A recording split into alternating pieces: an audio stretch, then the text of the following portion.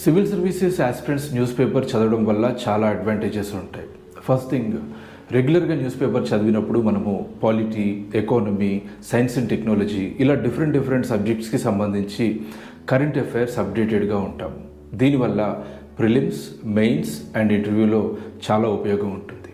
అట్లాగే ఎడిటోరియల్స్ చదువుతున్నప్పుడు, ఎడిట్ పేజ్లో వచ్చేటువంటి ఇతర కాలమ్స్ చదువుతున్నప్పుడు వాళ్ళు రకరకాల అంశాలకి సంబంధించి రకరకాల పర్స్పెక్టివ్స్తో ఆ ఆర్టికల్స్ రాస్తారు. కాబట్టి మనకి ఆయా అంశాలపైన ఒక ఒపీనియన్ ఫామ్ అవుతుంది. అది పావర్టీకి సంబంధించి అయినా ఉండొచ్చు, అన్ఎంప్లాయ్మెంట్ రిలేటెడ్గా అయినా ఉండొచ్చు, లేదంటే ఆర్టిఫిషియల్ ఇంటెలిజెన్స్ ద్వారా కలిగేటువంటి అడ్వాంటేజెస్, డిసడ్వాంటేజెస్, ఇలా చాలా అంశాలకి సంబంధించి మనకి ఒక బ్యాలెన్స్డ్ పర్స్పెక్టివ్ ఏర్పడుతుంది.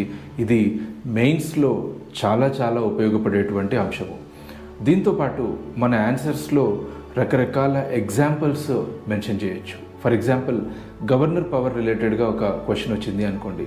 దాని రిలేటెడ్గా రీసెంట్ సుప్రీంకోర్టు జడ్జిమెంట్ని కోట్ చేస్తూ రాసినప్పుడు మామూలుగా ప్రజెంట్ చేయడంతో కంపేర్ చేస్తే ఇలా ఎగ్జాంపుల్స్తో మన ఆన్సర్ని రాసినప్పుడు చాలా మెరిట్ మార్క్స్ వచ్చేటువంటి అవకాశం ఉంటుంది.